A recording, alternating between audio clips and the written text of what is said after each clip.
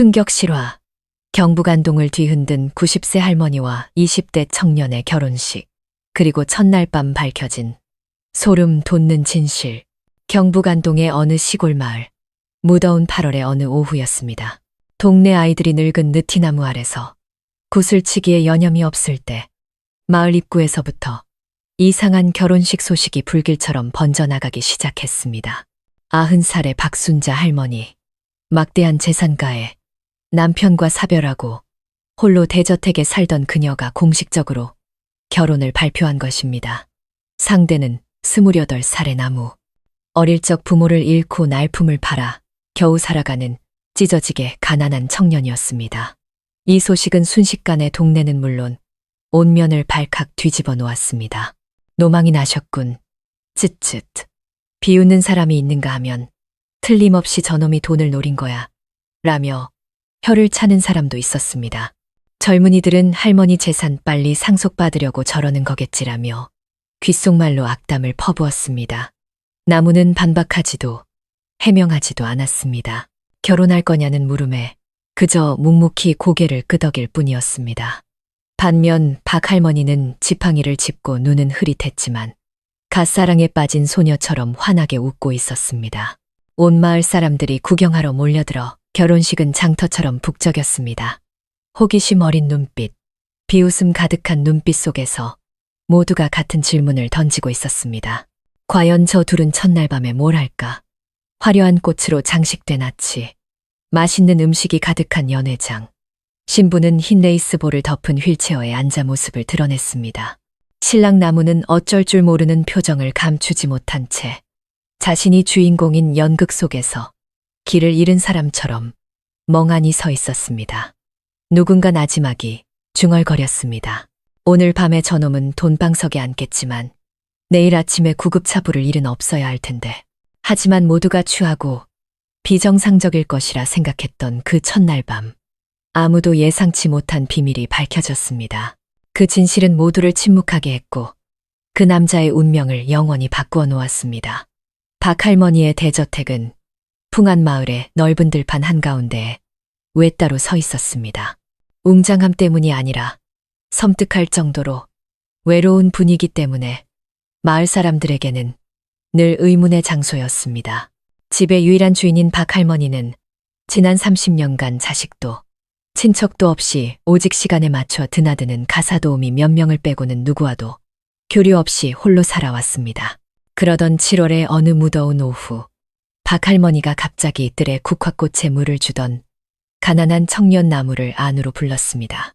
나무는 마르고 검게 탄 얼굴에 늘 시선을 아래로 떨구는 청년이었습니다.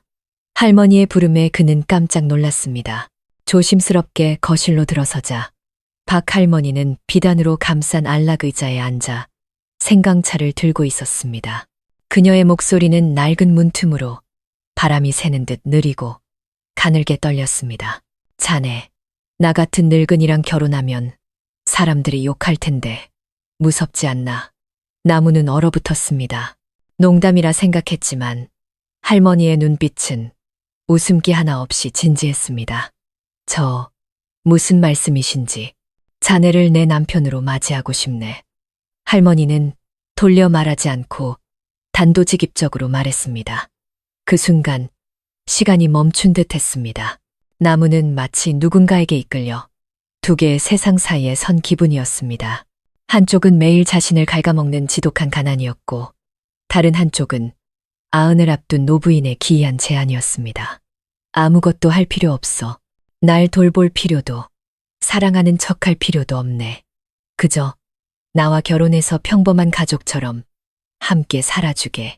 자네는 머물 곳과 먹을 것을 얻고 하고 싶은 일을 자유롭게 하게 될 걸세. 이유는 때가 되면 말해주지. 나무는 고개를 숙였습니다. 부끄러워서가 아니라 마음속이 혼란스러웠기 때문입니다. 그는 태어나서 한 번도 누군가에게 가족이라 불려본 적이 없었습니다. 10살에 부모님을 여인 후 나무는 이 집 저 집을 전전하며 온갖 꾸준히를 해야 겨우 입에 풀칠할 수 있었습니다. 수많은 밤을 처마 밑에서 웅크리고 자며 낯선 사람이라도 좋으니 돌아갈 곳이 있었으면 하고 바라왔습니다. 하지만 죽을 날이 머지않은 할머니와 결혼하는 것은 나무가 상상해 본 적 없는 일이었습니다. 그는 허름한 단칸방으로 돌아와 밤새 뒤척였습니다. 마을 사람들은 어렴풋이 이상한 소문을 듣기 시작했고 그를 향한 시선은 더욱 노골적으로 변해갔습니다. 다음 날 아침 나무가 대저택의 문을 두드리고 나지막에 말했습니다. 어르신, 받아드리겠습니다.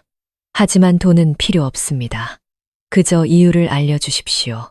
박할머니는 그를 보며 주름진 입가에 희미한 미소를 지었습니다. 때가 되면 알게 될 걸세. 하지만 약속하지.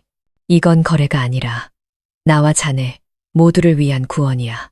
90살 노파가 28 청년과 결혼한다는 이야기는 신문이나 방송이 필요 없었습니다. 한 사람의 입과 10사람의 귀만으로 소문은 들불처럼 풍안마을 전체로 퍼져나갔습니다. 그날 아침 마을 입구 가게의 김씨 아줌마가 가장 먼저 소리쳤습니다. 뭐라고? 박할머니가 그 나무놈이랑 그 품팔이꾼 말이야? 세상에 돈이 썩어나니 결국 미쳤나 보네.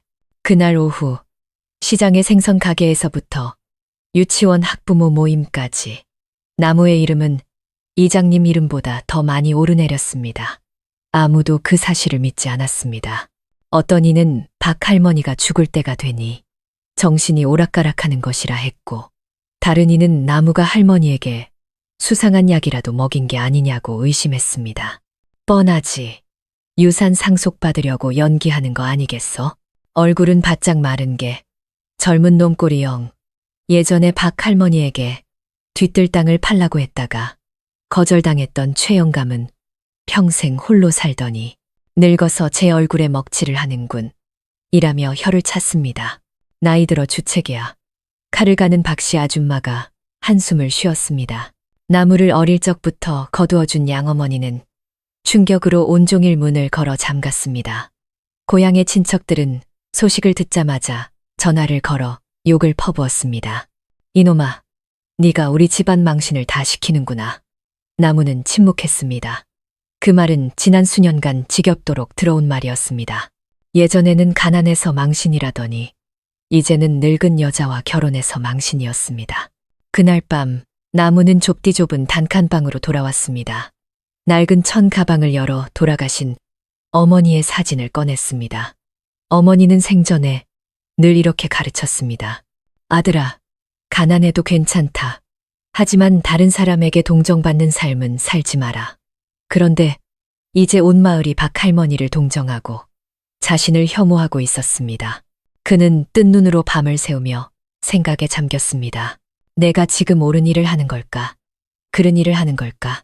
하지만 박할머니의 눈빛을 떠올렸을 때 슬픔도 두려움도 없이 오직 평온함만이 깃들어 있던 그 눈빛을 생각했을 때 나무는 마음속에서 무언가 울리는 것을 느꼈습니다.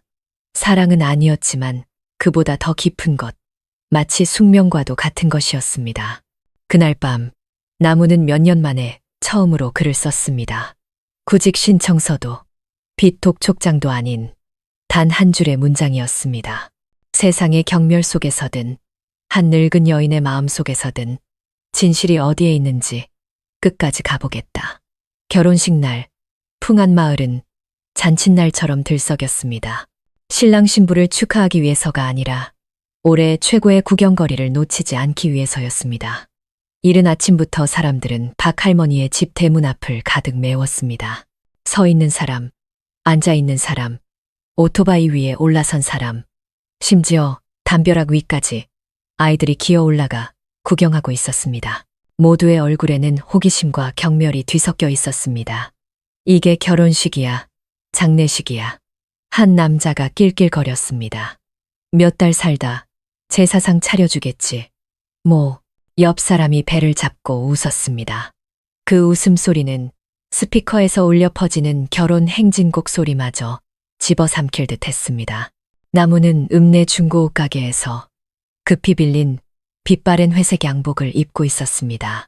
몸에 맞지 않게 헐렁하고 구겨진 옷은 화려한 하객들 사이에서 그를 더욱 초라하게 만들었습니다. 박할머니는 가사 도우미의 부축을 받아 휠체어에 앉아 있었습니다. 붉은색 한복을 곱게 차려입고 입술연지를 짙게 바른 모습에 사람들은 깜짝 놀랐습니다. 이미 저 세상에 가까워졌다고 생각했던 노인이 시집가는 새색시처럼 환하게 빛나고 있었기 때문입니다. 누군가 수군거렸습니다. 평생 웨딩드레스 한번 못 입어본 게 한이 돼서 죽기 전에 꼭 입어봐야겠다고 했다더군. 결혼식은 축복 없이 무거운 분위기 속에서 간단히 진행되었습니다. 박수 소리 대신 수군거리는 소리만 가득했습니다. 친척 한 명, 진심 어린 축하 한마디 없었습니다. 사회자가 오늘부터 이나무 군과 박순자 여사는 부부되었음을 선포합니다. 라고 외쳤을 때 마치 하늘도 차마 이 광경을 볼 수 없다는 듯 거센 바람이 불어왔습니다. 나무는 박 할머니의 손을 꽉 잡았습니다. 주름지고 차가운 손이었지만 할머니는 그의 손을 놓치면 그가 도망가거나 혹은 이 삶이 또다시 소나기를 빠져나갈까봐 두렵다는 듯이 힘껏 맞잡았습니다. 연회는 금방 끝났습니다.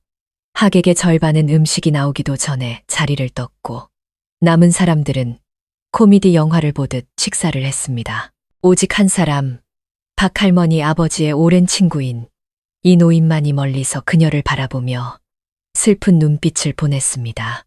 그는 조용히 고개를 젓고는 발길을 돌렸습니다. 그날 밤 비가 추적추적 내렸습니다. 하얀 백합과 대형 결혼 사진으로 꾸며진 신방에서 나무는 조용히 문을 잠갔습니다. 숨막히는 정적이 흘렀습니다. 박 할머니는 침대 머리에 기대 가쁘게 숨을 쉬었습니다. 그러고는 나무를 향해 돌아보았습니다. 흐린 눈동자에는 미처 다하지 못한 이야기들이 바다처럼 담겨 있었습니다. 고맙다, 아가. 내 평생 처음으로 여자로서 사는 기분을 느끼게 해줘서. 나무는 아무 말 없이 침대 끝에 걸터 앉아 복잡한 눈빛으로 그녀를 바라보았습니다. 사랑도 연민도 아니었지만 깊은 존경심이 담긴 눈빛이었습니다. 오늘 그녀가 한 일은 아무나 할 수 있는 일이 아니었기 때문입니다. 할머니는 베개 밑에서 오래된 오동나무 상자 하나를 꺼내 나무의 손에 쥐어주며 말했습니다. 오늘 밤 육체는 필요 없다. 다만 네가 이 상자를 열어주었으면 좋겠구나. 그리고 바로 그 순간 첫 번째 비밀이 드러나기 시작했습니다. 마치 슬프고도 기이하게 아름다운 교향곡의 첫 종소리가 울려 퍼지는 것처럼 작고 낡은 오동나무 상자는 나무의 손 안에 꼭 들어왔습니다. 세월의 흔적처럼 자잘한 균열이가 있었고 뚜껑에는 거의 지워진 글씨가 새겨져 있었습니다. 내가 사랑했지만 지킬 용기가 없었던 사람에게. 나무는 고개를 들어 박 할머니를 보았지만 그녀는 눈을 감고 있었습니다. 마치 영혼의 일부가 아주 오래전부터 그 상자 안에 잠들어 있었던 것처럼. 나무는 상자를 열었습니다. 안에는 누렇게 변색된 낡은 편지들이 가지런히 쌓여 있었습니다. 종이는 바래고 가장자리는 해져 있었고 번진 잉크 냄새가 기억의 냄새와 뒤섞여 풍겨왔습니다. 편지 봉투마다 받는 사람은 감히 사랑해서는 안 될 동생 화에게라고 적혀 있었습니다. 나무는 한 장씩 넘겨보았습니다. 부드럽게 기울어진 글씨체는 그리움과 자책감으로 가득했던 어느 젊은 여인의 독백 같았습니다. 이노 씨, 오늘 어머니 몰래 당신 집 앞을 지나갔어요. 담장 뒤에 숨어 당신이 채소 상자를 나르는 모습을 훔쳐볼 수밖에 없었어요. 부르지도 아는 척하지도 못했어요. 하지만 심장이 너무 아팠어요. 이노 씨, 우리 집안이 당신과의 결혼을 절대 허락하지 않을 거란 걸 알아요. 이미 저를 다른 집 아들과 약혼시켰어요. 저는 반항하지 못하고 그저 울기만 했어요. 사람들은 자전거 한 대 없는 가난뱅이를 사랑하는 제가 미쳤다고 해요. 이노 씨, 오늘이 제 결혼식 날이에요. 하지만 저는 이 모든 걸 버리고 당신의 자전거 뒷자리에 단 한 번이라도 앉아볼 수 있다면 소원이 없겠어요. 결혼식도 드레스도 필요 없어요. 그저 당신을 남편이라 부를 수만 있다면. 나무는 숨을 멈췄습니다. 글자들이 바늘처럼 가슴을 찔러왔습니다. 심장이 먹먹해져 더는 읽을 수가 없었습니다. 박 할머니가 눈을 떴습니다. 편지 속 그 사람이 내 첫사랑이었네. 그는 가난한 짐꾼이었고 나는 이 지역 제일 가는 부잣집 외동딸이었지. 집안에서는 나를 땅과 맞바꾸듯 시집 보냈어. 나는 결혼했지만 내 마음은 단 한 번도 남편의 것이었던 적이 없었네. 할머니는 잠시 말을 멈추고 마른 침을 삼킨 뒤 속삭이듯 말했습니다. 그 사람, 최인호는 날 20년이나 기다리며 다른 누구와도 결혼하지 않았다고 하더군. 나중에야 그가 평생을 홀로 낡은 초가집에서 살다 죽었다는 걸 알았지. 죽기 전 사람을 시켜 자기 젊은 시절 사진 한 장을 내게 보내왔어. 나무는 마치 전기에 감전된 듯 했습니다. 그 사진은 박 할머니 집 한 구석 낡은 제사상 위에서 본 적이 있었습니다. 그때는 그저 돌아가신 다른 친척이려니 생각했습니다. 박 할머니는 희미해져 가는 목소리로 말을 이었습니다. 나무야, 그거 아나? 자네가 그 사람을 기이할 정도로 닮았어. 눈빛부터 걸음걸이, 심지어 말투까지. 자네가 처음 우리 집에 들어오던 날, 나는 옛사람이 돌아온 줄 알았다네. 나무는 고개를 숙였습니다. 마음속에서 이상한 감정이 솟구쳤습니다. 사랑도 두려움도 아닌 서글픔이었습니다. 부모도 기댈 곳도 없는 자신이 한 여인이 평생토록 숨겨온 과거의 그림자가 되었다는 사실. 저는 들을 말씀이 없습니다. 나무가 속삭였습니다. 말할 필요 없어. 박 할머니는 조용히 고개를 저었습니다. 그저 이해해주면 되네. 내가 자네와 결혼한 건 욕정 때문이 아니야. 평생 잡지 못했던 사람의 손을 비록 그림자일지라도 한번 잡아보고 싶어서였네. 그것만으로도 나는 족하네. 밖에서는 여전히 비가 조용히 내리고 있었습니다. 그 방에는 신혼의 설렘도 세속적인 욕망도 없었습니다. 오직 세상에서 길을 잃은 두 사람이 서로에게 기대한 자, 시간이 지워주지 못하고 삶이 용서해주지 못한 하나의 상처를 나누고 있을 뿐이었습니다. 촛불도 허니문도 합방도 없는 첫날 밤이 지나고 나무는 일찍 일어났습니다. 툇마루에 나와 빗물이 스민 흙냄새를 깊이 들이마셨습니다. 온 마을은 이미 나무 상자에 대한 이야기를 알고 있었습니다. 소문은 바람보다 빨랐고 나무가 싫은 박 할머니, 옛 애인의 숨겨진 아들이라는 추측까지 더해져 이야기는 더욱 흥미진진해졌습니다. 거 보라고. 그놈이 보통 놈이 아니라니까. 얼굴이 젊은 시절 최인호랑 판박이잖아. 그러니까 할머니가 과거의 잘못을 씻으려고 결혼한 거지. 아니면 친아들처럼 재산을 물려주려는 걸지도 몰라. 다시 험담이 나무를 둘러쌌습니다. 하지만 이번에 그는 도망치지 않았습니다. 어쩌면 그 기이한 밤 이후 그는 자신이 이 세상에 존재하는 이유를 조금은 이해하게 되었는지도 모릅니다. 그날 박 할머니가 나무를 거실로 불렀습니다. 전날보다 더 쇠약해 보였지만 눈빛만은 이상할 정도로 또렷했습니다. 나무야, 이 이야기를 잘 듣게. 세상 사람들에게 해명하려는 게 아니라 자네가 날 용서할 권리가 있다면 용서받고 싶어서 하는 말일세. 할머니는 나무에게 봉투 하나를 건넸습니다.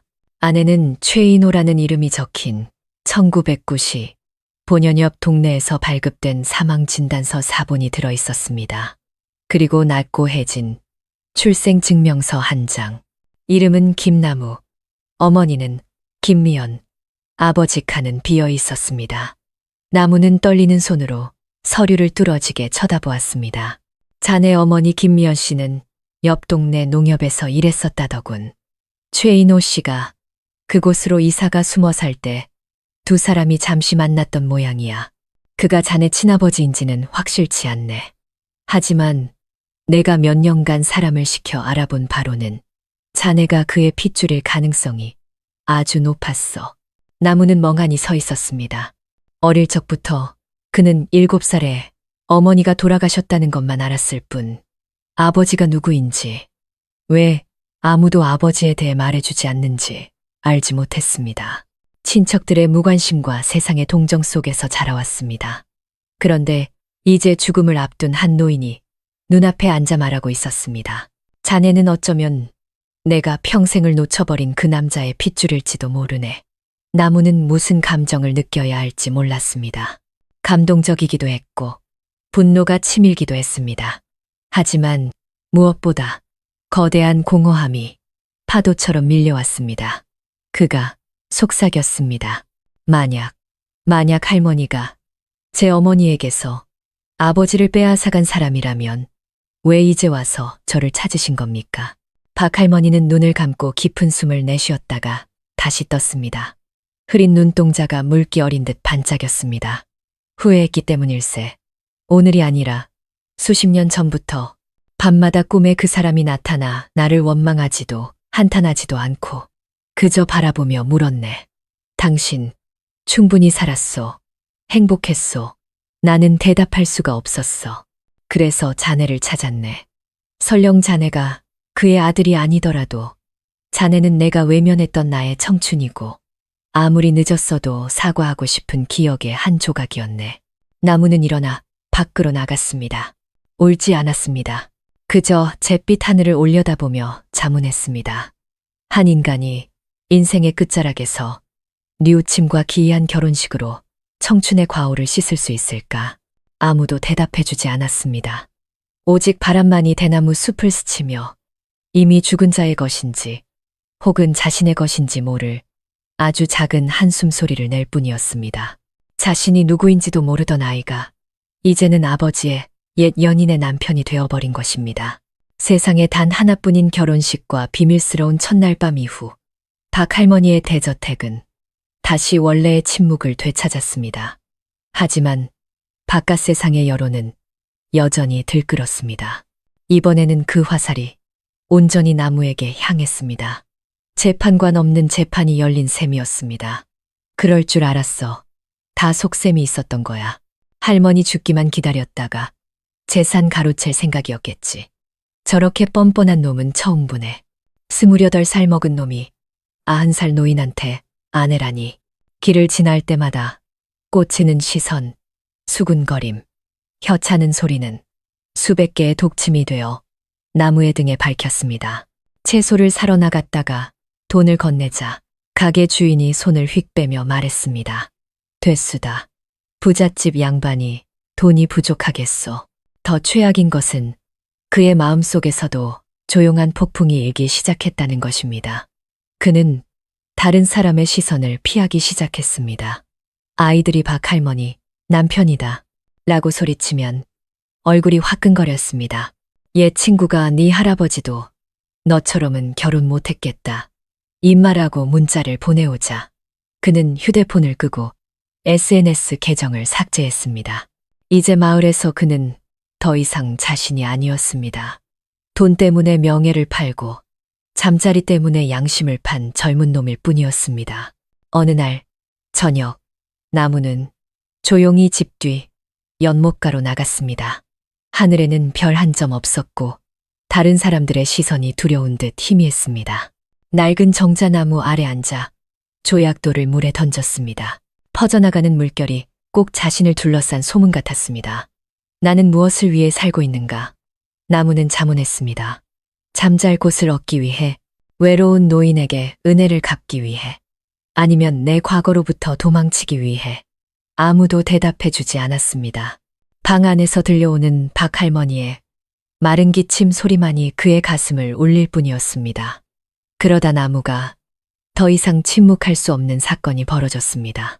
그날 아침 누군가 대문 앞에 오물을 던지고는 이 마을의 순수함을 되찾아라는 낙서를 남기고 갔습니다. 박할머니는 아무 말도 하지 않았습니다. 그저 조용히 사람을 시켜 깨끗이 치우고는 아무 일 없었다는 듯 대문을 닫았습니다. 하지만 나무는 그럴 수 없었습니다. 그는 소문을 퍼뜨린 사람들을 일일이 찾아가 따졌습니다. 제가 할머니와 결혼하는데 당신들 허락은 필요 없습니다. 하지만 당신들도 제 명예를 짓밟을 권리는 없습니다. 할머니께 돈이 많은 건 사실이지만 아첨하는 사람은 널렸습니다. 그리고 저는 할머니 돈 단 한 푼도 받지 않았습니다. 제 손으로 직접 할머니를 모시고 청소하고 보살피고 있습니다. 동네 어르신 한 분이 곰방대를 빨며 느릿하게 말했습니다. 자네 말이 맞지만 세상 사람들 입을 어찌 다 말겠나. 나무는 고개를 끄덕였습니다. 막지는 않겠습니다. 하지만 제가 증명하며 살겠습니다. 가난하다고 해서 고개 숙여야 하는 것도 아니고 나이 든 사람과 결혼했다고 해서 경멸받아야 하는 것도 아니라는 것을요. 그날 밤 박 할머니가 나무의 어깨에 손을 얹었습니다. 눈빛은 평소처럼 흐리지 않았습니다. 고맙다. 하지만 내일부터는 사람들과 싸우지 마라. 내 평온함을 버려가면서까지 상대할 가치가 없는 사람들이다. 나무가 대답했습니다. 하지만 제 명예는 제가 가진 유일한 것입니다. 끝까지 지킬 겁니다. 그날 이후 마을 사람들은 나무를 조금 다른 시선으로 보기 시작했습니다. 그가 이른 아침에 일어나 나무에 물을 주고 매일 오후 박할머니의 휠체어를 밀어 햇볕을 쬐게 해주고 툇마루에 떨어진 나무십 하나까지 허리 숙여 줍는 모습을 보았습니다. 칭찬하는 사람도 사과하는 사람도 없었습니다. 하지만 사람들은 침묵하기 시작했습니다. 때로는 그 침묵이야말로 경멸받던 한 인간에게 세상이 줄 수 있는 가장 큰 인정이었습니다. 늦가을의 어느 오후 찬바람이 불기 시작하자 박 할머니의 병세가 위중해졌습니다. 읍내병원 의사가 왕진을 와 맥을 짚어보더니 한숨을 쉬었습니다. 어르신 기력이 너무 쇠하셨습니다. 이제 오래 버티시기 힘들 것 같습니다. 나무는 문 밖에서 그 말을 엿들었습니다. 목구멍이 가뭄에 갈라진 논바닥처럼 바싹 말라왔습니다. 언젠가 그날이 오리라는 것을 알고 있었지만 왜 마음속에서는 아직 이름 붙이지 못한 무언가를 잃을 것 같은 두려움이 피어오르는 걸까요? 그날 밤 박 할머니가 나무를 방으로 불렀습니다. 이리 가까이 오너라. 네가 간직해줬으면 하는 게 있다. 할머니는 그에게 낡은 푸른색 표지의 작은 수첩을 건넸습니다. 페이지마다 보라색 잉크로 마치 정해진 규율대로 살려 노력했던 그녀의 삶처럼 반듯하고 단정한 글씨가 적혀 있었습니다. 이건 일기장입니다. 나무가 물었습니다. 내가 70년 넘게 누구에게도 말하지 못했던 것들이다. 나무는 떨리는 손으로 첫 장을 넘겼습니다. 1954년 5월 16일. 오늘 이노 씨를 만났다. 그는 농협에 쌀을 사러 왔다. 그의 눈은 슬퍼 보였지만 미소는 햇살처럼 밝았다. 나는 마주 웃지 말았어야 했는데 그만 웃어버렸다. 다음 장. 1955년 5월 22일. 집안에서 이노 씨와 계속 만나면 학비를 끊겠다고 했다. 나는 무서워서 미안하다는 편지 한 장만 남기고 그에게서 도망쳤다. 하지만 밤마다 꿈에서 그는 우리 집 담장 밖에 말없이 서 있었. 원망하지 않고 그저 슬픈 눈으로. 나무는 읽어 내려갈수록 심장이 조여왔습니다. 어떤 페이지는 눈물 자국으로 얼룩져 있었습니다. 1961년 5월 5일. 오늘 사랑하지 않는 남편의 처사이를 낳았다. 아이를 안고 생각했다. 만약 이 아이가 이노 씨의 아이였다면 내가 이렇게 많이 울었을까? 어떤 페이지는 미친 사람처럼 휘갈겨 쓴 글도 있었습니다. 1974년 12월 9일. 이노 씨가 아직 혼자 산다는 소식을 들었다. 사람들은 그를 어리석은 순정남이라고 하지만 나는 안다. 어리석은 건 바로 나다. 사랑할 용기도 없이 살아있는 나. 일기장을 반쯤 읽었을 때 나무는 더 이상 읽을 수 없었습니다. 그는 밖으로 나와 섬돌에 주저앉았습니다. 찬 바람이 살을 내는 듯 했습니다. 머릿속에서는 칼날처럼 날카로운 문장들이 맴돌았습니다. 나는 여자의 미덕이 정절에 있다고 생각했다. 하지만 인생의 끝에서야 깨달았다. 여자의 진정한 가치는 얼마나 자기 마음에 솔직하게 살았느냐에 있다는 것을. 나무는 눈물을 터뜨렸습니다. 할머니가 불쌍해서도 감동해서도 아니었습니다. 낡은 보라색 잉크 방울마다 자기 자신이 비쳤기 때문입니다. 어릴 적부터 그는 본능적으로 살아왔습니다. 가난해서 도망치고 버려질까 두려워하고 사랑받기를 갈망하면서도 정작 자신이 진정으로 원하는 게 무엇인지, 무엇을 위해 사는지 단 한 번도 묻지 않았습니다. 평생을 거짓된 모습으로 살아온 한 여인의 일기장이 잠든 그의 심장을 깨우는 종소리처럼 울렸습니다. 다음 날 아침, 그는 사람을 불러 비가 새던 지붕을 수리했습니다. 박 할머니는 놔둬라. 내가 얼마나 더 산다고 라고 말했었지만 그는 듣지 않았습니다. 그는 제사상을 다시 차리고 최인호 씨의 영정 사진을 깨끗이 닦은 뒤 친손자처럼 향을 피웠습니다. 이른 아침에 일어나 죽을 쑤어 할머니에게 한 숟가락씩 떠먹여 드렸습니다. 의무감 때문이 아니었습니다. 과거의 그림자도 동정의 대상도 아닌 진심으로 살아있는 한 사람이 곁에 있다는 것을 할머니가 알아주길 바랐습니다. 그날 밤 나무는 일기장에 새로운 한 줄을 덧붙였습니다. 오늘 나는 깨달았다. 과거를 가진 것은 노인만이 아니라는 것을. 나 같은 젊은이에게도 과거가 있다. 고아였던 과거, 경멸받던 과거, 이름 없는 존재였던 과거.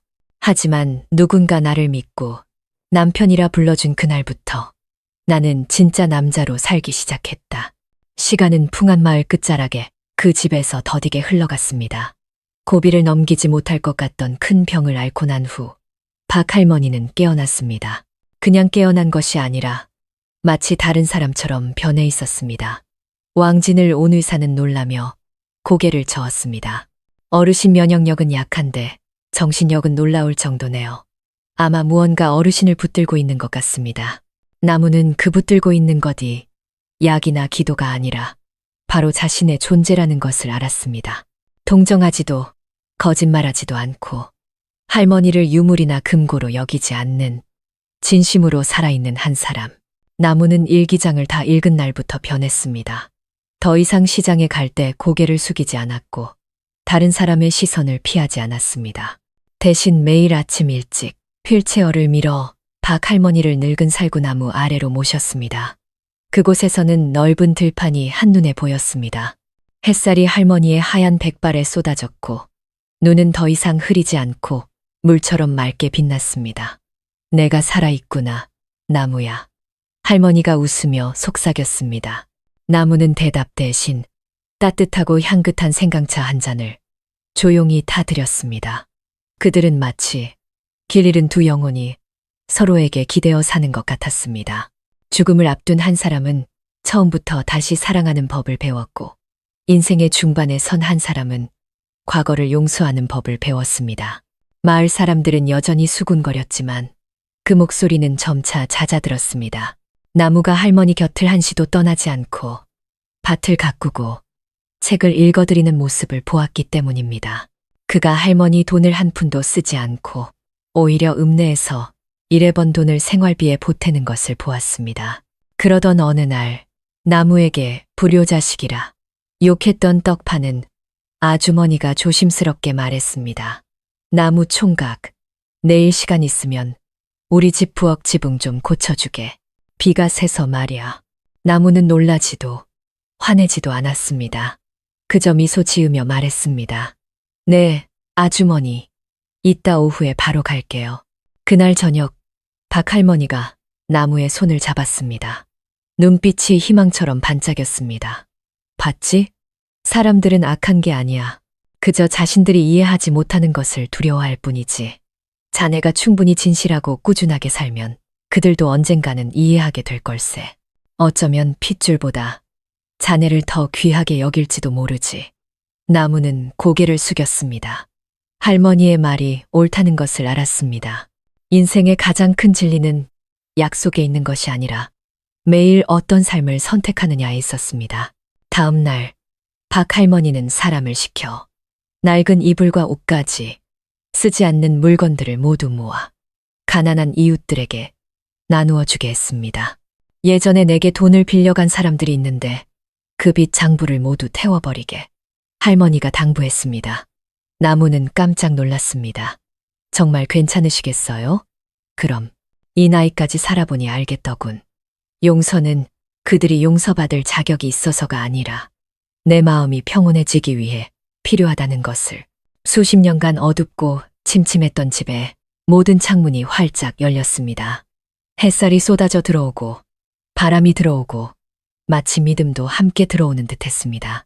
아이들은 더 이상 두려워하지 않고 대문 앞을 뛰어다녔고 몇몇은 나무를 아저씨라고 부르며 해맑게 웃었습니다. 박 할머니는 툇마루에 앉아 먼 곳을 바라보았습니다. 나무는 등 뒤로 팔짱을 낀 채 그 곁에 섰습니다. 말하지 않아도 두 사람은 느낄 수 있었습니다. 그들은 더 이상 채권자와 채무자도 늙은 과부와 경멸받는 가난한 청년도 아니었습니다. 진실하게 살고 서로를 이해하며 그리고 가장 중요하게는 용서받은 두 인간이었습니다. 여느 때처럼 이른 아침 나무는 잠에서 깼습니다. 따뜻한 차를 끓이고 생강을 얇게 썰어 박 할머니가 좋아하는 호박죽을 준비했습니다.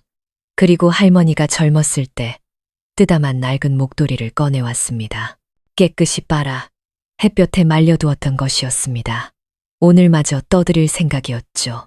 하지만 방에 들어갔을 때 할머니는 평소처럼 침대에 기대 앉아 있지 않았습니다. 옆으로 누운 채 한 손은 침대 아래로 늘어뜨리고 있었고 눈은 살짝 뜨여 있었지만 깜빡이지 않았습니다. 입은 비뚤어져 있었고 얼굴은 싸늘하게 식어 있었습니다. 할머니, 나무는 불길한 예감에 달려들었습니다. 할머니의 몸을 흔들고 구급차를 부르며 떨리는 목소리로 뭐라 소리쳤지만 말이 제대로 나오지 않았습니다. 이 집에 들어온 이후 처음으로 나무는 진심으로 공포에 휩싸였습니다. 도립병원에서 의사는 박 할머니가 수면 중 혈압 저하로 인한 가벼운 뇌졸중을 겪었다고 진단했습니다. 다행히 발견이 빨랐지만 고령이라 작은 변화도 마지막이 될 수 있으니 면밀히 지켜봐야 한다고 했습니다. 마지막이라는 말에 나무의 심장이 쿵 내려앉았습니다. 재산을 잃을까 봐서도 아직 받지 못한 것을 아쉬워해서도 아니었습니다. 그의 마음 한구석이 사랑은 아니지만 조건 없는 정으로 그 여인과 단단히 이어져 있었기 때문입니다. 박 할머니는 중환자실에 조용히 누워 있었고 기계음만이 규칙적으로 울렸습니다. 나무는 꼬박 사흘 밤낮을 복도에서 지새웠습니다. 밥도 먹지 않고 자리를 뜨지도 않고 너무 피곤할 때면 간호사에게 플라스틱 의자 하나를 빌려 잠시 등을 기댈 뿐이었습니다. 병원 사람들은 젊은 남자가 90살 노인을 간호하는 모습을 처음에는 의아하게, 나중에는 경외의 눈빛으로 바라보았습니다. 손주 되시나 봐요? 아니요, 남편입니다. 나무는 눈도 깜빡이지 않고 대답했습니다. 질문한 사람은 잠시 멍하니 있다가 더 이상 아무것도 묻지 않고 고개를 끄덕였습니다. 나흘째 되는 날, 박 할머니가 깨어났습니다. 첫 마디는 내가 아직 살아있나 였습니다. 나무는 붉어진 눈으로 웃었습니다. 살아계세요. 하지만 하루만 더 누워 계셨으면 제가 먼저 걱정하다 죽었을 겁니다. 박 할머니는 눈을 감고 두 줄기 눈물을 흘렸습니다. 나는 죽는 건 두렵지 않다. 다만 자네에게 마지막 말을 못하고 갈까봐 그게 두려웠네. 그날 밤 고요한 병실에서 할머니는 나무의 손을 잡고 속삭였습니다. 만약 내가 이 고비를 넘기지 못하면 자네는 자네가 원하는 삶을 살게. 어떤 이름에도 얽매이지 말고 세상 사람들이 자네를 누구라고 정하게 내버려 두지 마. 그리고 언젠가 자네 마음이 진정으로 누군가를 필요로 할 때가 오면 이번에는 오직 자네 자신을 위해 사랑하게. 나무는 고개를 끄덕였습니다. 더 이상 눈물도 두려움도 없었습니다. 그 순간 그의 마음속에는 처음으로 뚜렷한 감각이 형성되었습니다. 그는 더 이상 누군가의 인생의 메스리에스, 롱한 존재가 아니었습니다. 책임감을 가지고 선택을 하며 자신의 인생을 한 걸음씩 나아가는 한 사람이었습니다. 박 할머니가 퇴원하는 날, 마을은 다시 한번 술렁였습니다. 하지만 이번에는 호기심 대신 조용한 경외감이 그 자리를 채웠습니다. 사람들은 나무가 할머니 곁을 한시도 떠나지 않고 죽을 쑤어 먹이고 밤마다 손발을 주물러주는 모습을 보았습니다. 그리고 가장 최악의 상황 앞에서도 그가 조금도 두려워하지 않는 모습을 보았습니다. 그날 밤 희미한 등잔불 아래서 나무는 이제 자신의 인생 수첩이 된 박할머니의 일기장에 글을 이어나갔습니다. 오늘 나는 알았다.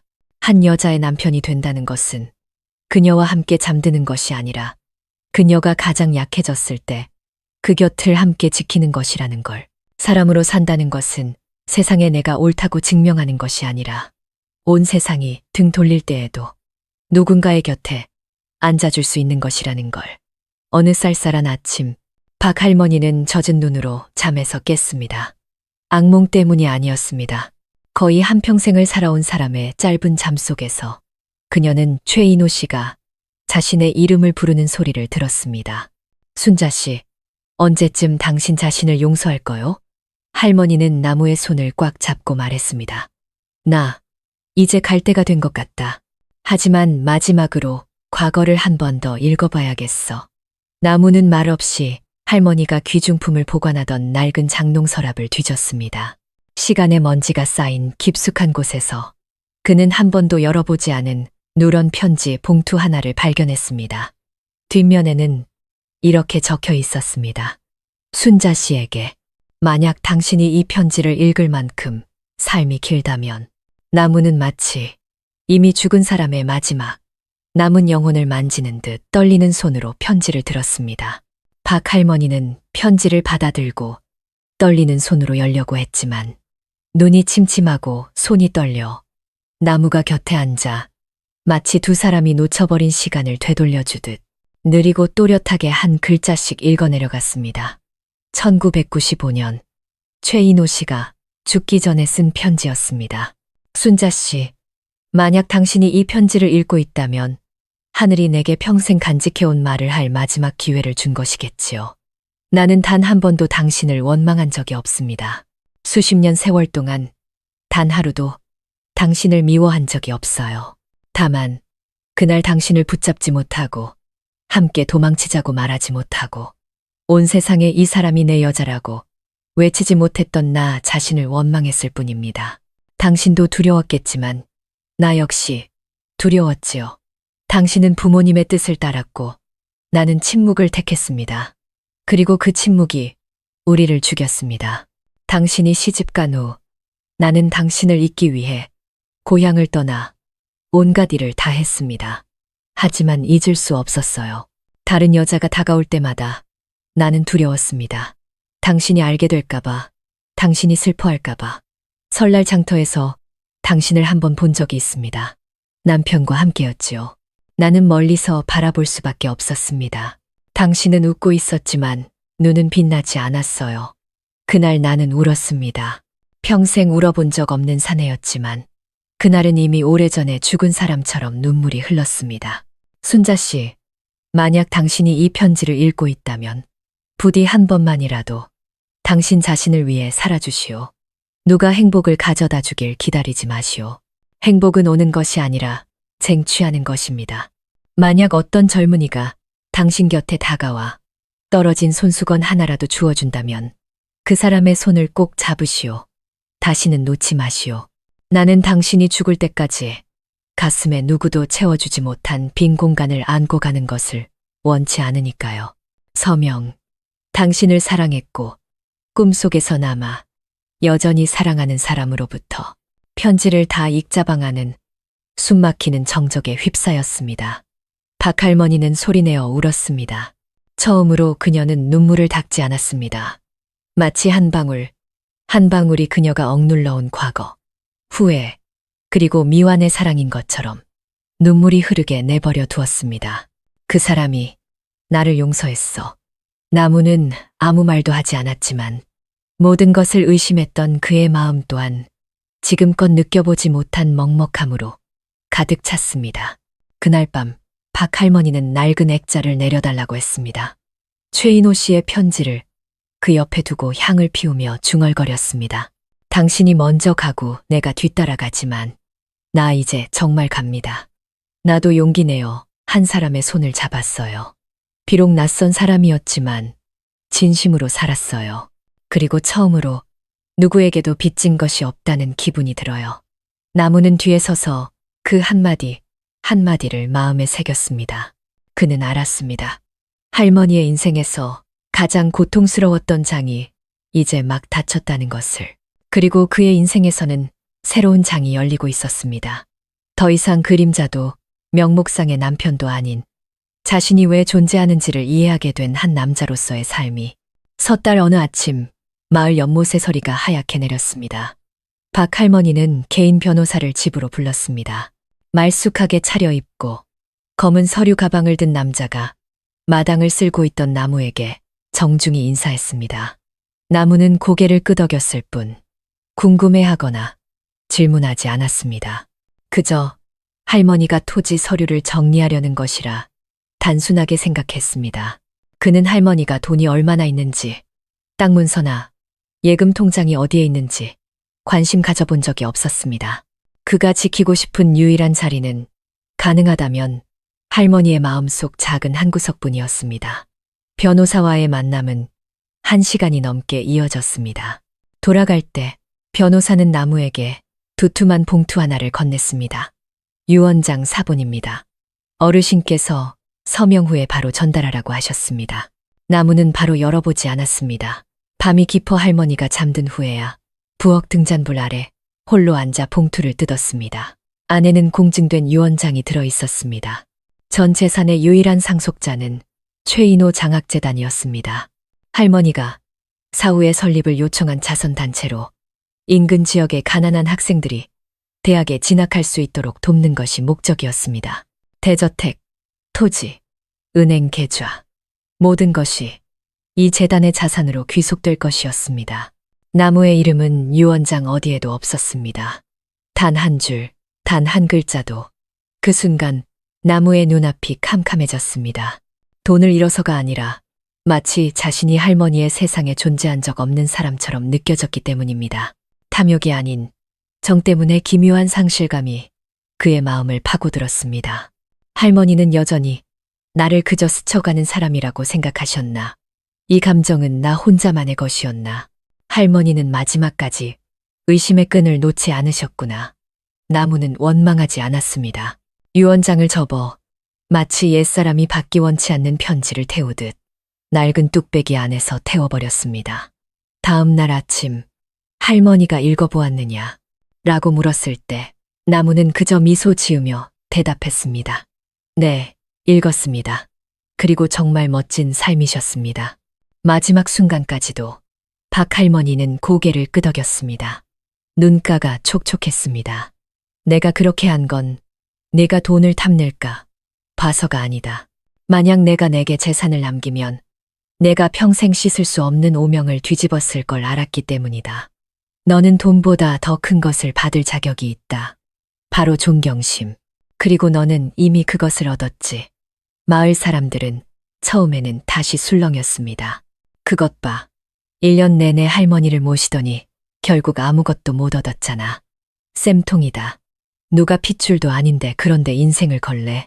하지만 박 할머니의 전 재산이 가난한 아이들을 위해 쓰인다는 사실을 알게 되자 모든 말이 잦아들었습니다. 사람들은 할머니를 훌륭한 분이라 부르기 시작했고 나무를 착한 사람이라 불렀습니다. 나무의 삶은 그 후에도 변하지 않았습니다.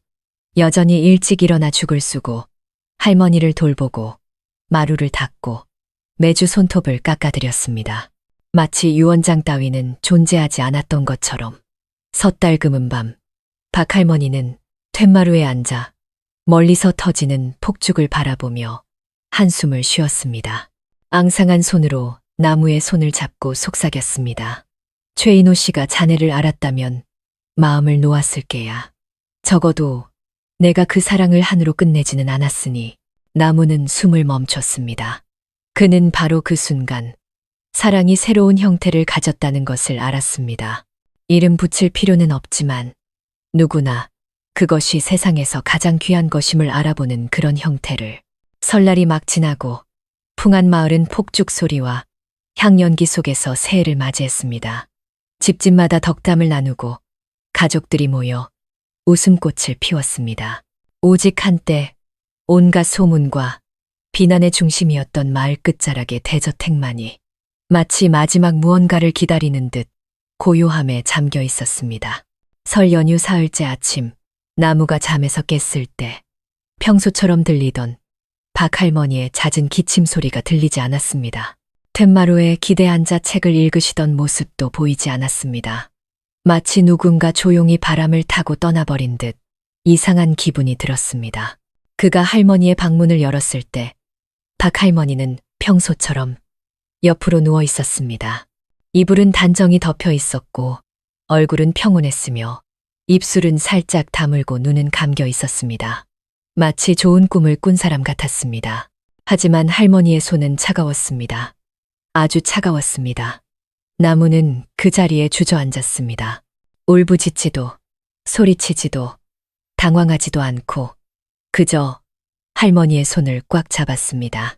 산책길에 그의 손을 잡아주던 손, 낡은 나무 상자를 건네주던 떨리던 손, 그가 지쳤을 때 머리를 쓰다듬어 주던 손, 이제 그 손가락들은 솜처럼 부드럽고 재처럼 하얘져 있었습니다. 그는 돌처럼 굳어 앉아 있었습니다. 심장이 납덩이처럼 무거웠습니다. 파출소 경찰이 와서 절차에 따라 현장을 확인하고 나서야 나무는 조용히 작은 서랍에서 봉인된 편지 한 통을 꺼냈습니다. 봉투에는 내가 마지막 말을 못하고 가거든 나무에게 전해주시오라고 적혀 있었습니다.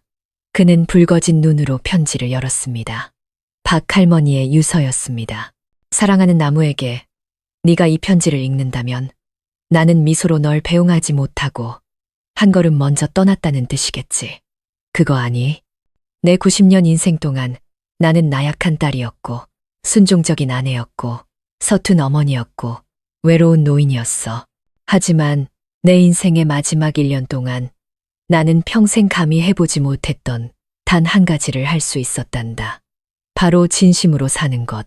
내가 너와 결혼하기로 한 건 사람들을 놀라게 하거나 옛사람에게 속죄하기 위해서가 아니었어. 나는 네가 처음으로 나를 동정의 눈빛으로 보지 않은 사람이었기에 너를 선택했단다. 너는 웃지도 울지도 않고 그저 내 이야기를 들어주고 내 곁에 살아주었지. 너는 내가 말하지 않아도 나를 이해해준 유일한 사람이었어. 명목상이 아닌 진정한 의미의 아내가 되게 해주어서 고맙다. 그리고 내 재산을 받지 않아 주어서도 고맙다. 그것이 내 마음을 얼마나 가볍게 했는지 너는 모를 거야. 내가 떠나면 너는 계속 살아가야 한다. 하지만 오직 너 자신을 위해 살아라. 만약 누군가 내 심장을 뛰게 한다면 망설이지도 두려워하지도 마라. 네가 나를 돌보았던 것처럼 진실한 마음으로 사랑해라. 혹 평생 누구도 사랑하지 않게 되더라도 괜찮다. 나는 세상에 이름은 없지만 사랑이라 불리는 모든 것보다 더 신성한 감정이 있다는 걸 아니까. 그리고 나는 너에게서 그것을 받았단다. 영원히 안녕. 너의 마지막 아내가. 나무는 편지를 접어 할머니의 가슴 위에 올려놓고 깊이 고개를 숙였습니다. 처음으로 그는 진심을 담아 할머니를 불렀습니다. 세상 사람들 때문도 혼인신고서 때문도 아니었습니다. 그가 진정으로 할머니를 자기 인생의 일부로 여겼기 때문입니다. 아내, 편히 잠드세요. 박 할머니의 장례식은 요란하지 않았습니다. 통곡하는 사람 하나 없이 나무만이 관 뒤에 조용히 서 있었습니다. 할머니가 골라주었던 하얀 셔츠를 입고 영정 사진을 든 그의 눈빛은 슬프기보다 평온했습니다. 온 마을 사람들이 배웅을 나왔습니다. 더 이상 수군거림 없이 오직 존경심만이 가득했습니다. 많은 사람들이 박 할머니는 동화보다 더 아름다운 결말을 맞았어라고 말했습니다. 다른 이들은 젊은 남편이 저렇게 침묵으로 우는 건 처음 본다고 했습니다. 하관을 할 때 나무는 무덤가에 하얀 국화 한 송이를 꽂았습니다. 화려한 화환도 거창한 만장도 없었습니다. 오직 묘비에 새겨진 한 줄의 글귀뿐이었습니다. 평온하게 죽을 만큼 충분히 살았고 후회 없이 떠날 만큼 충분히 사랑했노라. 박 할머니의 장례식이 끝난 후 온갖 소문의 중심지였던 대저택은 갑자기 고요해졌습니다. 더 이상 잡담도 호기심도 비웃음도 들리지 않았습니다. 오직 나무만이 조용히 방과 서랍 그리고 할머니가 앉아 황혼을 바라보던 툇마루 구석구석을 정리할 뿐이었습니다. 사람들은 그가 떠날 것이라 생각했습니다. 박 할머니가 죽고 상속받을 재산이 없으니 세상이 그에게 씌웠던 굴레처럼 유령같이 이곳을 떠나리라 짐작했습니다. 하지만 나무는 떠나지 않았습니다. 돌아갈 곳이 없어서가 아니라 생전 처음으로 자신이 어딘가에 속해 있다고 느꼈기 때문입니다. 그는 다른 방식으로 살기 시작했습니다. 할머니가 권했던 대로 새벽 4시에 일어나 운동을 했습니다. 매일 대문을 열고 앞마당을 깨끗이 쓸었으며 할머니가 안 계셔도 이 집을 따뜻하게 지킬게요라는 약속처럼 제사상에 매일 신선한 꽃을 올렸습니다. 그러던 어느 날 나무는 최인호 장학재단 설립 서류를 다시 펼쳤습니다. 박 할머니는 돌아가시기 전에 거의 모든 것을 준비해 두었습니다. 설립 허가서, 법적 절차, 뒤뜰 땅을 팔아 마련한 초기 자금까지. 유일하게 비어있는 칸은 대표자 서명란이었습니다. 그는 서약서에 자신의 이름을 썼습니다. 나 김나무는 박순자 여사님의 믿음을 받은 사람으로서 고인의 유지를 받들어 본 재단을 책임지고 운영할 것을 서약합니다. 그때부터 나무는 더 이상 90세 부자의 젊은 남편이 아니었습니다. 그는 한때 잘못된 사랑의 성이라 불렸던 바로 그 집에서 가난한 아이들을 위한 무료 공부방을 연 설립자가 되었습니다. 책상은 낡은 식탁이었고 칠판은 할머니가 한복을 걸던 장롱 문짝이었습니다. 의자는 마당에 직접 쌓아 올린 시멘트 계단이었습니다.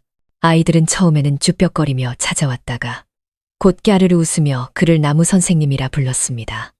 마을 사람들은 그 광경을 보고 말을 잃었습니다. 아무도 비웃지 않았고 조롱하지 않았습니다. 한 남자가 계산 없이 다른 사람을 위해 사는 아주 보기 드문 삶을 사는 것을 보았기 때문입니다. 어느 날 은퇴한 김 선생님이 낡은 책 한 상자를 들고 찾아왔습니다. 한때 결혼식 이야기를 험담했던 사람이었습니다. 나무 선생님, 나도 조금이나마 힘을 보태고 싶어서. 그녀는 눈시울을 붉히며 말했습니다. 나무는 고개를 숙였습니다. 감사합니다. 그리고 더 이상 저를 그놈이라고 부르지 않아 주셔서 감사합니다. 대저택은 매일 밤 환하게 빛났습니다. 더 이상 차가운 불빛이 아니라 칠판의 불빛, 글자 읽는 소리, 아이들의 신앙송 소리, 그리고 박 할머니가 평생토록 갖지 못했던 웃음소리로 가득 찼습니다. 이제 제사상은 외롭지 않았습니다. 영정사진 옆에 나무는 작은 나무 팻말을 세웠습니다. 이곳에서 배우는 아이 한 명 한 명이 할머니가 다시 살아나는 이유입니다. 그날 밤 나무는 툇마루에 앉아 차를 따랐습니다. 혼자 마시는 차였지만 향기는 둘이 함께하는 듯했습니다. 할머니, 오늘 학생 6명을 새로 받았어요. 한 아이는 옛날에 저처럼 고아예요. 그 아이들을 다 키워주겠다고 약속은 못하지만 가난하다는 이유로 세상에 무시당하게 두지는 않겠다고 약속할게요.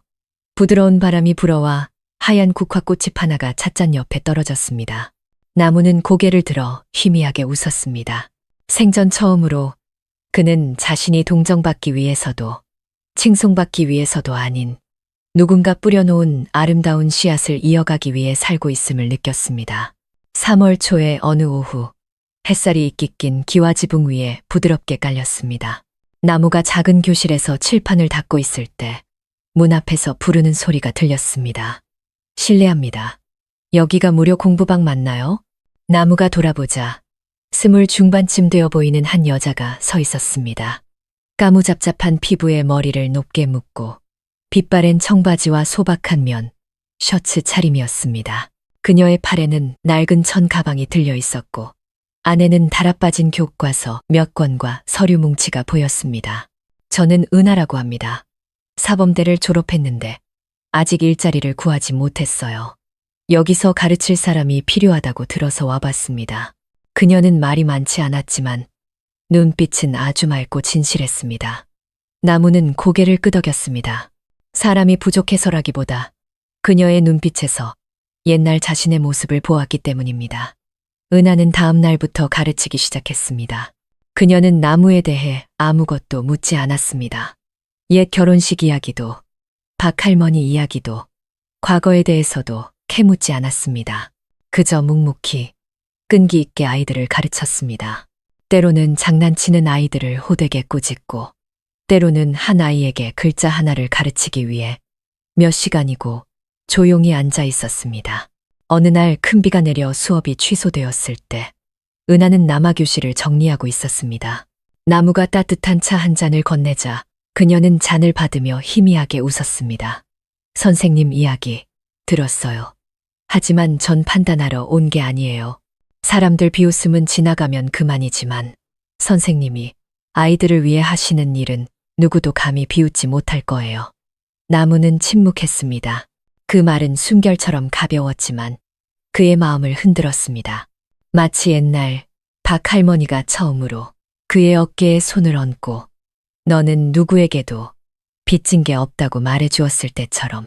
그날 이후 수업이 끝나면 나무와 은하는 잠시 남아 이야기를 나누곤 했습니다. 교육 이야기, 아이들 장난 이야기, 그리고 점차 인생 이야기를.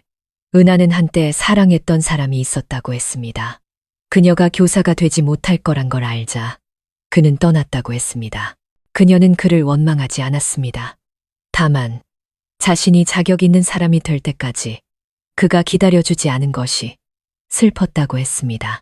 나무는 자신이 이름도 신분도 없는 그림자처럼 살다가 결혼을 하고 나서는 세상의 조롱거리가 되었다고 했습니다. 둘은 함께 웃었습니다. 돌부리에 넘어져도 맨발로 걷기를 선택한 사람들만이 지을 수 있는 그런 웃음이었습니다. 어느 날 은하가 물었습니다. 만약 누군가 선생님을 좋아하게 된다면 그 사람이 누구를 대신하려는 게 아니라 그저 선생님과 한동안 함께 걷고 싶어 한다면 그럴 용기가 있으세요? 나무는 말을 잃었습니다. 그 질문은 부드러웠지만 마치 그가 애써 정리해둔 기억의 페이지들을 바람처럼 흩어놓는 것 같았습니다. 박 할머니는 한 번도 그런 질문을 한 적이 없었습니다. 최인호 씨도 할머니에게 물어볼 기회가 없었습니다. 하지만 뒤늦게 나타난 은하는 누구를 대신하려는 것이 아니라 그저 곁에서 함께 걷고 싶다고 했습니다. 그날 밤 나무는 박 할머니의 영정 앞에 향을 피우고 은하가 머리에 자주 꽂던 치자꽃 한 송이를 놓았습니다. 할머니, 만약 다음 생이 있다면 그때는 오직 할머니 자신을 위해 사세요. 저는 이제 현재를 위해 살아야 할 것 같아요. 나무는 서둘러 다시 사랑하지 않았지만 마음을 열었습니다. 기억을 대체하기 위해서가 아니라 기억을 힘으로 삼아 더 단단하고 올곧게 그리고 더 이상 외면하지 않고 앞으로 나아가기 위해서. 초여름의 어느 아침 햇살이 뜨거웠습니다. 나무는 집 앞에 앉아 이끼 낀 기와 지붕을 올려다보았습니다. 수많은 일이 일어났고 벽돌 하나하나에 추억이 깃든 곳이었습니다. 벽은 갈라지고 지붕은 낡았으며 바닥은 내려앉았습니다. 아이들은 점점 늘어나 교실은 비좁아졌습니다. 한때 박 할머니의 휴식 공간이었던 거실은 이제 책상과 의자, 임시로 내건 칠판으로 가득 찼습니다. 은하가 다가와 손으로 그린 설계도 초안을 건넸습니다. 만약 뒷채를 허물고 제대로 된 교실을 지으면 30명에서 40명의 아이들을 더 받을 수 있을 거예요. 하지만 이대로 유지한다면 몇 년 못 갈 거예요. 나무는 설계도를 들고 오랫동안 침묵했습니다. 이 집은 그가 처음으로 남편이라 불린 곳이었습니다. 할머니에게 죽을 떠먹이고 걸음마를 부축했던 곳, 짓밟였던 명예와 자존심, 그리고 인간으로서의 품위를 되찾은 곳이었습니다. 이제 그는 냉정한 현실과 마주해야 했습니다. 변하지 않으면 미래의 아이들은 배울 곳이 없어지고 장학재단도 더 커질 기회를 잃게 됩니다. 그날 저녁, 나무는 낡은 일기장을 다시 펼쳤습니다. 마지막 페이지에는 박 할머니가 악몽을 꾸고 깬 어느 밤에 쓴 글이 있었습니다. 기억은 사람을 아프게도 하지만 다시 일어서게도 한다. 하지만 기억은 먼지 속에 끌어안고 있으라고 있는 게 아니라 앞길을 비추는 등불로 삼으라고 있는 것이다. 나무는 씁쓸하게 웃었습니다. 결국 할머니가 이미 답을 주셨구나. 기억을 지킨다는 것은 모든 것을 그대로 두는 것이 아니라 그 안에 깃든 정신을 지키는 것이라는 걸. 다음 날 아침, 나무는 대문에 작은 팻말을 걸었습니다. 교실 보수 공사로 2주간 쉽니다. 은하가 물었습니다. 정말 괜찮겠어요? 나무는 고개를 끄덕였습니다. 집을 허무는 건 그곳에 살았던 사람을 잊는 게 아니야. 그들의 기억이 더 의미 있는 새로운 모습으로 살아가게 돕는 거지. 공사팀이 도착했고 이웃들이 자원해서 일을 도왔습니다. 한때 박할머니의 침실이었던 뒷채가 먼저 허물어졌습니다. 벽돌이 조심스럽게 해체되었습니다. 첫 번째 벽돌이 떨어지자 뿌연 먼지가 피어올랐습니다. 나무는 마치 소중한 사람을 또 한 번 떠나보내는 심정으로 조용히 눈을 감았습니다. 그는 붉은 벽돌 몇 장을 따로 챙겨 박할머니의 마지막 편지와 함께 낡은 나무 상자에 담았습니다. 그것은 새 교실의 주춧돌이 될 것이었습니다. 2주 후 교실은 새롭게 지어졌습니다. 시멘트 바닥은 평평했고 지붕은 높고 넓어 환했습니다. 책상에는 서랍이 달렸고 벽에는 지도가 걸렸습니다. 그리고 가장 높은 곳에는 박할머니의 사진이 정중하게 걸려 있었습니다. 미소는 희미했지만 눈빛은 흐리면서도 따뜻했습니다.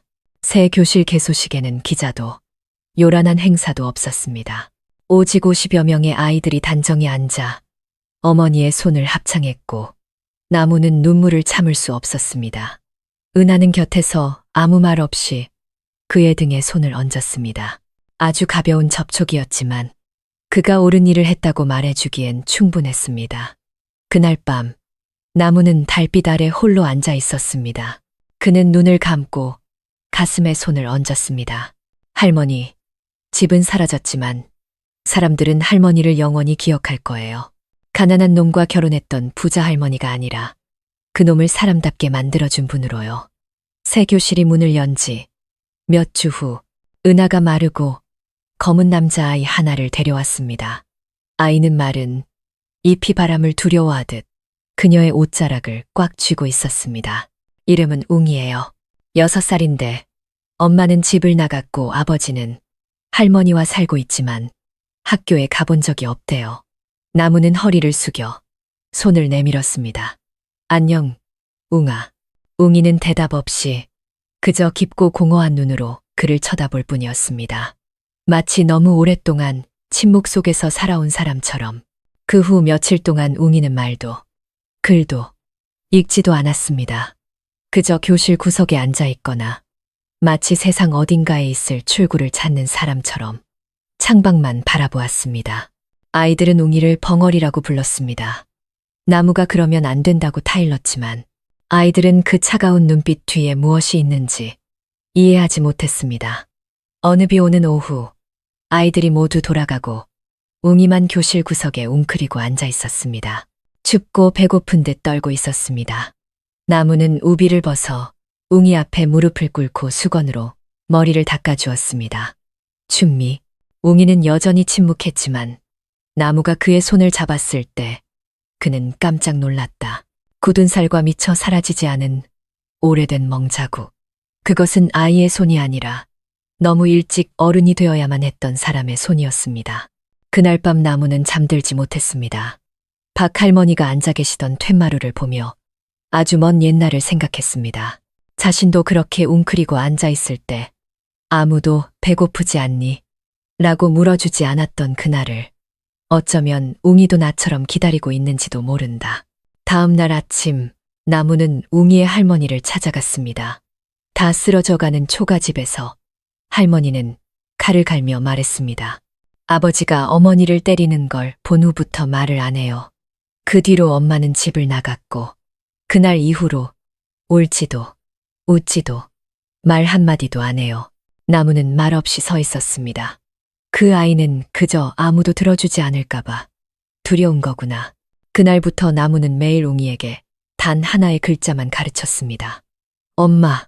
처음에는 삐뚤빼뚤하게, 그 다음에는 조금 더 반듯하게, 마침내 누구의 도움 없이도 엄마라는 글자를 쓸 수 있게 되었을 때 나무는 자신의 유일한 유품인 어머니의 사진을 웅이 책상 위에 놓았습니다. 이분은 선생님 엄마야. 선생님이 너보다 더 어릴 때 돌아가셨지만 선생님이 바르게 살 때마다 엄마는 선생님 마음속에 살아계신단다. 웅이는 조용히 책상에 엎드렸습니다. 수년간의 침묵 끝에 터져나온 첫 울음이었습니다. 아무도 달래주지 않았지만 나무는 조용히 곁에 앉아 웅이가 울음을 그칠 때까지 손을 잡아주었습니다. 그날 밤 나무는 박할머니, 영정 앞에 향을 피웠습니다. 그는 말했습니다. 할머니, 오늘 한 아이가 목소리를 되찾았어요. 그리고 저도 수십 년간 묻어두었던 말을 다시 할 수 있게 된 것 같아요. 나를 버린 사람, 나를 무시했던 사람, 그리고 나 자신을 용서한다는 말을요. 그 후 웅이는 활발해졌습니다. 말수는 적었지만 눈빛이 밝아졌습니다. 손을 들어 발표하고 친구를 데려다주고 마치 되살아난 영혼의 작은 선원처럼 배고파요라고 말할 줄 알게 되었습니다. 나무는 웅이의 책상에 쪽지 하나를 놓아두었습니다. 말하는 것은 동정받기 위해서가 아니라 내가 여전히 살아있다는 것을 알리기 위해서란다. 3월 말의 어느 아침, 나무는 면사무소로부터 초대장 한 통을 받았습니다. 딱딱한 인쇄체였지만 마지막에는 손글씨로 이렇게 덧붙여져 있었습니다. 올해 지역사회 교육기금 발대식에 김나무 선생님을 대표 연사로 정중히 모십니다. 주제, 젊은이의 힘, 사랑을 아는 사회를 위하여. 나무는 초대장을 들고 말을 잃었습니다. 3년 전 그는 90살 노인과 결혼했다는 이유로 온 마을의 손가락질을 받던 청년이었습니다. 3년 후 그는 수백 명의 사람들 앞에서 연설해달라는 초청을 받은 사람이 되었습니다. 그날 밤 나무는 박 할머니의 영정 앞에 서서 할머니가 결혼식 날 사주었던 하얀 셔츠를 꺼내 입어보았습니다. 이상하게도 몸에 꼭 맞았습니다. 마치 할머니가 미리 알고 있었던 것처럼 네가 이 옷을 필요로 할 날이 올 것이다. 결혼식 날이 아니라 세상 앞에 당당히 서는 날에 면운동장은 그날 사람들로 가득 찼습니다. 군수부터 면장, 교사, 학생, 그리고 마을 사람들까지 모두 모였습니다. 앞자리에는 내빈들이, 뒷자리에는 나무의 공부방 아이들이 앉아 있었습니다. 은하도 그곳에 조용히 앉아 걱정이나 의심 없이 오직 뚜렷한 믿음의 눈빛으로 그를 바라보고 있었습니다. 최인호, 박순자 장학재단 설립자, 김나무라는 이름이 불리자 많은 사람들이 고개를 들었고 작은 웅성거림이 일었습니다.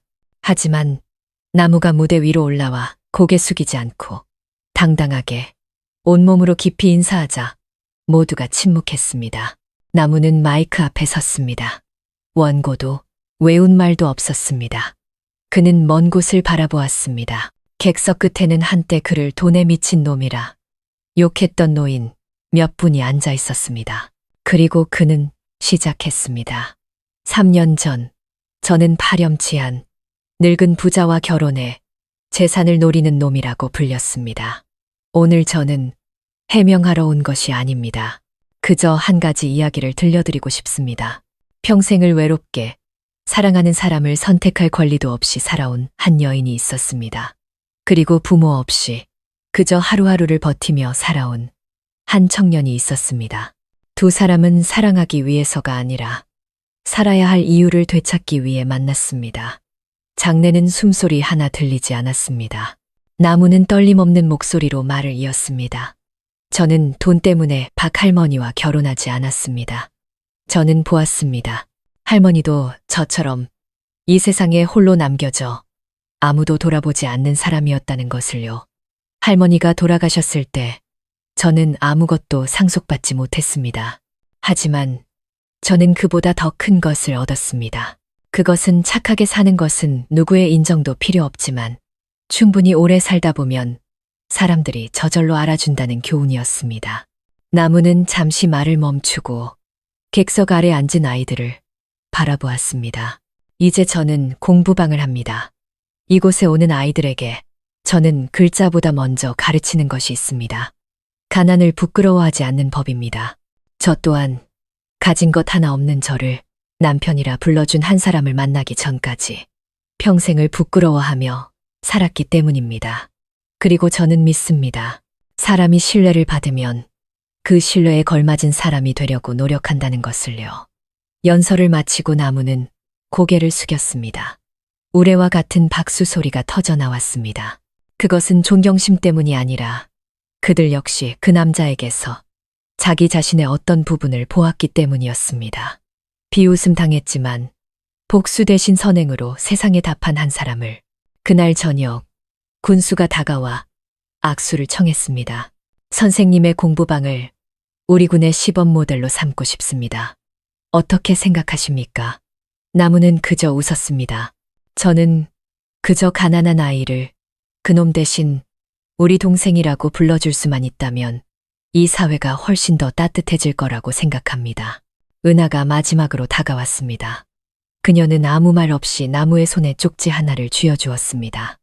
그가 펼치자 익숙한 글씨가 보였습니다. 변하는 걸 원하지 않아요. 그저 자신이 왜 존재하는지 아는 사람과 함께 걷고 싶을 뿐이에요. 2달 후 연설은 군 전체에 큰 반향을 일으켰고 재단은 계속해서 후원과 협력 제안을 받았습니다. 특히도 교육청으로부터 제안이 왔습니다. 선생님의 공부방 모델을 도 단위로 확대하여 여러 어려운 지역에 거점 학교로 만들고 싶습니다. 가능하시다면 김나무 선생님께서 총괄 자문역을 맡아주셨으면 합니다. 대우는 최고 수준으로 보장하겠습니다. 풍안 마을은 자랑스러움에 들떴습니다. 그놈이 도청까지 가면 우리 마을이 유명해지겠네. 날품파리가 방송에까지 나오다니 이보다 더한 출세가 어딨어? 은하는 소식을 듣고 희미하게 웃을 뿐 권하지도 말리지도 않았습니다. 어느 날 저녁 둘이 툇마루에 앉아 있을 때 그녀는 딱 한 번 물었습니다. 선생님이 가시면 누가 아침마다 아이들 손을 잡고 교실로 데려오죠? 나무는 그녀를 돌아보았습니다. 내가 가면 누가 매달 보름에 박할머니께 향을 피워드리지. 나무는 혼란스러웠습니다. 생전 처음으로 옳고 그름이 아닌 옳은 것과 또 다른 옳은 것 사이에서 선택해야 했기 때문입니다. 그가 가면 수천 명의 아이들을 도울 수 있습니다. 남으면 고작 수십 명뿐입니다. 하지만 이곳은 박할머니가 살고 죽기를 선택한 곳, 온 세상이 등 돌렸던 한 여인이 평온을 찾은 곳, 이름 없던 나무가 남편으로, 선생님으로, 착한 사람으로 불리게 된 곳이었습니다. 일주일 후 나무는 계획 협의를 위해 도청에 초청받았습니다. 그는 떠났지만 짐을 싸거나 할머니의 사진을 내리거나 공부 방문을 잠그지 않았습니다. 3일간의 출장에서 그는 귀빈 대접을 받았습니다. 회의에 참석하고 언론을 만나고 양해각서, 초안에 서명했습니다. 마지막 밤 4성급 호텔에 묵었지만 잠을 이룰 수 없었습니다. 그는 집 뒤에서 들리던 박할머니의 느릿한 발소리, 이웃집 할아버지의 구분 등이 기억났습니다. 비에 젖어 선생님, 신발 잃어버렸어요. 하며 교실로 뛰어들던 아이들이 생각났습니다. 그는 자신이 누구인지 기억해냈습니다. 다음 날 아침, 나무는 사업단 사무실을 찾아가 국장의 책상 위에 봉투 하나를 올려놓았습니다. 도단위 총괄직은 거절하겠습니다. 하지만 현장에서 일할 사람이 필요하시다면 저보다 훌륭한 선생님들을 소개해드리겠습니다. 저는 제 작은 교실로 돌아가겠습니다. 국장은 눈을 동그랗게 떴습니다. 시스템 전체를 바꿀 기회를 포기하겠다는 겁니까? 나무는 그저 웃었습니다. 시스템을 바꾸는 건 한 사람이 도청에 가는 것만으로 되는 게 아닙니다. 그 사람이 자신이 왜 시작했는지를 잊지 않을 때 가능한 일입니다. 나무는 늦은 밤 풍안 마을로 돌아왔습니다. 은하는 툇마루에서 기다리고 있었습니다. 묻지도 탓하지도 않고 그저 박할머니가 남긴 옷감으로 만든 새 셔츠를 건넸습니다. 나무가 입자몸에 꼭 맞았습니다. 아이들이 오늘 선생님을 못 봐서 서운해했지만 내일은 아주 기뻐할 거예요. 그녀가 말했습니다. 나무가 대답했습니다. 내일은 우리 함께 아이들을 맞이하러 가요. 세상에 얼마나 많은 학교가 있든 이 마당에서 뛰노는 아이들의 발소리가 제 인생에서 가장 아름다운 소리니까요. 어느 늦봄 나무가 아이들에게 이해라는 글자를 가르치고 있을 때 마을의 늙은 우체부가 찾아와 빛바랜 노란 봉투를 건넸습니다. 박할머니의 옛 변호사로부터 온 것이었고 정해진 날짜에 반드시 전달할 것이라는 메모가 붙어 있었습니다. 나무는 편지를 열었습니다. 안에는 얇은 서류철과 손글씨 메모가 있었습니다. 만약 나무가 공부방을 지키고 약속을 지켰다면 이날의 마지막 진실을 알 자격이 있다. 나무는 떨리는 손으로 서류철에서 DNA 검사 결과지 한 장을 꺼냈습니다. 샘플 A, 김나무. 샘플 B, 최인호. 보건소 구 의료기록 보관. 결론, 부자관계. 확률 99.998%. 나무는 그 자리에 얼어붙었습니다. 그는 한 줄, 한 줄, 한 글자, 한 글자를 몇 번이고 다시 읽었습니다. 숨이 가빠졌습니다. 놀라움 때문이 아니라 마음 깊은 곳의 확신이 흑백의 글자로 증명되었기 때문입니다. 그는 관계에 대해 놀라지 않았지만 박 할머니가 조용히 그것을 증명할 방법을 찾아 간직하고 있다가 그가 돈도 명예도 아닌 오직 정 때문에 올바르게 살고 있다는 확신이 들었을 때 전해주려 했다는 사실을 몰랐습니다. 봉투 안에는 박 할머니의 글씨가 적힌 작은 쪽지가 더 있었습니다. 나무야, 이제야 알았겠구나. 그래, 너는 내가 평생 사랑했고 빚졌던 유일한 남자, 최인호 씨의 친아들이다. 하지만 너는 누구의 성을 따라야만 가치 있는 사람이 되는 게 아니다. 내가 이 검사를 한 것은 어머니로서의 권리를 주장하기 위해서가 아니라 혹여 네가 인생에서 흔들릴 때 네가 어디에서 왔는지, 네가 버려진 아이가 아니라는 것을 알게 해주고 싶어서였다. 너는 사랑의 결실이란다. 비록 그 사랑이 온전하지는 못했지만 결코 더러운 것은 아니었단다. 나무는 툇마루에 몇 시간이고 말없이 앉아 있었습니다. 손에는 여전히 검사 결과지가 들려 있었지만 마음은 예전처럼 의문으로 가득 차 있지 않았습니다. 대신 마치 과거의 마지막 문이 닫히고 어둠 없는 새로운 길이 열리는 듯한 가벼움을 느꼈습니다. 그날 밤 그는 검사 결과지와 박 할머니가 최인호 씨의 편지와 사진을 보관했던 낡은 나무 상자를 들고 집 뒤뜰로 나갔습니다. 그는 박 할머니가 매일 아침 차를 마시며 앉아있기를 좋아했던 늙은 살구나무 아래에 모든 것을 묻었습니다. 작은 돌멩이 위에 이렇게 새겼습니다. 더 이상 부모를 찾지 않겠습니다. 제 자신을 찾았으니까요. 다음 날 그는 아이들에게 지식이 아닌 근원에 대한 이야기를 들려주었습니다. 어떤 아이들은 부모님이 누구인지 모르고 태어나기도 한단다. 하지만 그게 다른 아이들보다 못하다는 뜻은 아니야. 부모님은 우리에게 생명을 주시지만 어떻게 살지는 우리 자신이 결정하는 거니까. 수업이 끝나자 수년간 말을 하지 않았던 웅이가 다가와 나무의 손에 작은 쪽지를 쥐어주었습니다. 나무가 펼치자 삐뚤빼뚤하고 서툰 글씨가 보였습니다. 선생님은 제가 사랑받을 자격이 있다고 믿게 해준 첫 번째 사람이에요. 나무는 말없이 웃었습니다. 이제 그는 알았습니다. 박 할머니와 최인호 씨의 이야기는 바로 자신의 삶으로 완성되었다는 것을. 그리고 한때 가난뱅이, 노인과 결혼한 놈이라 불렸던 자신이 이제는 정신적인 아버지이자 착한 선생님이자 자랑스러운 아들이 되었다는 것을. 해가 저물어갔습니다. 여름날 풍한 마을의 하늘은 비추처럼 푸르렀고 추수를 앞둔 논 위로 연들이 높이 날고 있었습니다.